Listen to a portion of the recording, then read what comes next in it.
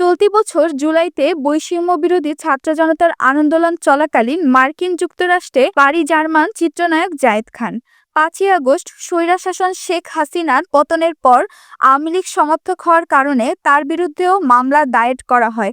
এরপর আর দেশে ফেরেনি এই চিত্রনায়ক। এখন অবস্থান করছেন আমেরিকায়। সেখানে বিভিন্ন স্টেটে স্টেজ শো করছেন, অংশ নিচ্ছেন বিভিন্ন অনুষ্ঠানে।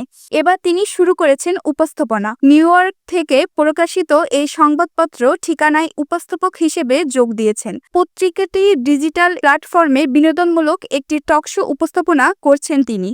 এ প্রসঙ্গে জায়েদ খান বলেন, আপাতত দেশে ফেরা হচ্ছে না, কবে ফিরবো সেটিও বলতে পারছি না। তাই ভাবলাম কিছু একটা করি, যাতে করে আমার দর্শকদের সঙ্গে কানেক্ট থাকা যায়। সে ভাবনা থেকেই উপস্থাপনার সিদ্ধান্ত নিলাম। এটা আমার জন্য প্রথম, আর প্রথম কোনো কিছুই সবসময় স্পেশাল।